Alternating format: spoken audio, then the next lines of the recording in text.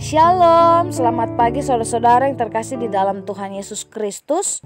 Selamat berjumpa kembali di dalam renungan pagi hari ini.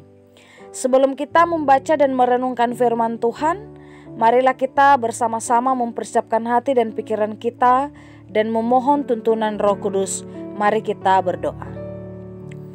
Selamat pagi Bapa di surga, Allah yang Maha Pengasih dan Maha Baik. Terima kasih untuk penjagaan-Mu semalaman, sehingga kami bisa tidur dengan nyenyak. Terima kasih untuk pagi yang indah yang Kau sediakan untuk kami.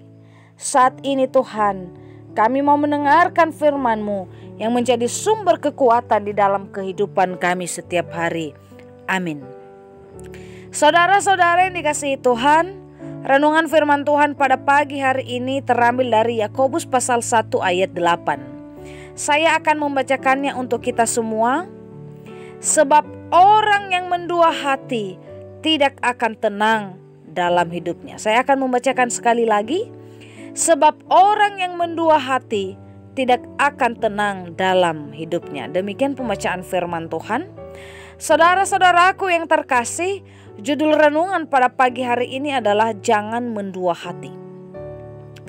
Saudara-saudara yang dikasihi Tuhan, semua orang butuh ketenangan di dunia ini. Tidak ada satupun manusia yang tidak ingin hidupnya tenang. Ini berlaku bagi semua manusia di segala kalangan tanpa terkecuali.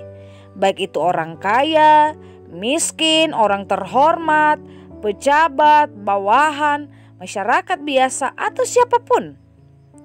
Yakobus mengungkapkan salah satu penyebab orang hidup tidak tenang adalah karena dia hidup dalam kebimbangan, masih bercabang hati, atau masih mendua hati.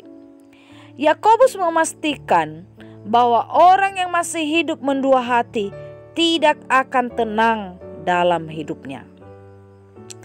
Ketika kita mendengar kata mendua hati, maka yang muncul dalam pikiran kita adalah seseorang yang mulai tidak setia atau sudah mengalihkan pandangan kepada orang lain.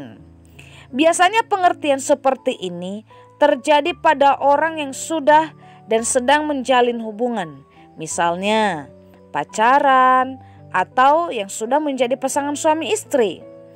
Intinya ketika mendengar kata mendua hati, kita lebih cenderung mengarah pada relasi antar manusia. Padahal kata mendua hati juga bisa bicara soal relasi manusia dengan Tuhan. Dalam kehidupan iman dilarang keras sikap mendua hati. Di dalam Alkitab menunjukkan bahwa tidak boleh ada Allah lain di hadapannya, seperti hukum pertama dalam dasar titah atau 10 hukum Taurat. Artinya kita tidak boleh menyembah Allah, tapi pada saat yang sama kita juga menyembah Allah yang lain. Rasul Yakobus dalam perikop ini sangat menentang sikap demikian. Orang yang mendua hati tidak akan tenang di dalam hidupnya. Manusia hanya bisa hidup tenang kalau bersama Tuhan, karena Tuhan Yesus adalah sumber ketenangan. Dia pencipta dan sang pemilik serta pengendali hidup kita. Orang yang memilih untuk mendua hati sama halnya memilih untuk mendukakan diri sendiri, menghukum diri sendiri, bukan hanya di bumi, tetapi sampai pada kekekalan. Sebaliknya, orang yang tegas memilih hidup dalam Tuhan, dia akan menikmati ketenangan hidup. Tentunya kita akan diperhadapkan dengan persoalan hidup, kebimbangan, keraguan, karena berbagai pilihan hidup, jatuh dalam pencobaan, penderitaan, dan memikul salib. Namun jika itu terjadi, mintalah hikmat kepada Tuhan, tanpa ragu dan tanpa bimbang. Pastikan pilihan hidup kita bersama dengannya, sehingga kita akan mendapatkan ketenangan dan kedamaian di bumi sampai selama-lamanya.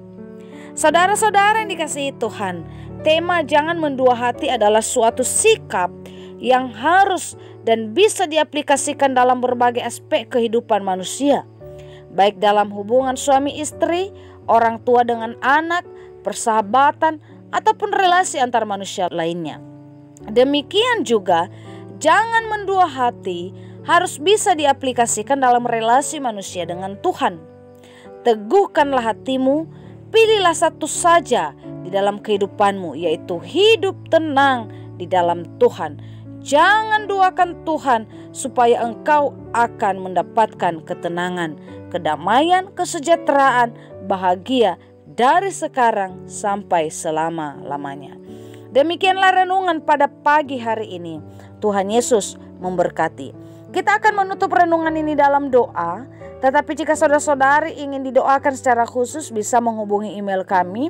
Kerinduan kami agar channel ini menjadi berkat bagi banyak orang. Mari kita berdoa. Tuhan Yesus, jauhkanlah kami dari sikap mendua hati. Dan tuntunlah kami agar selalu hanya hidup menurut firman-Mu, sehingga kami merasakan ketenangan dan kedamaian. Tuhan, pada hari ini kami serahkan sepenuhnya ke dalam tangan Tuhan seluruh aktivitas dan kegiatan kami, pekerjaan kami.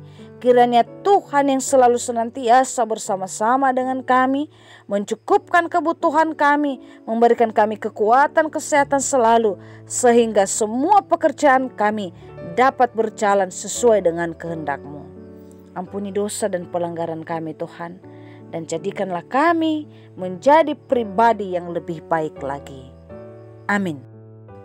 Saudara-saudara, mulailah harimu, kiranya kasih dan anugerah Tuhan senantiasa melimpah di dalam kehidupanmu. Muliakanlah Tuhan di dalam setiap aktivitasmu, dan jadilah saksi hidup bagi firman-Nya. Roh Kudus menyertai kita semua. Sampai berjumpa kembali di renungan berikutnya. Tuhan Yesus memberkati.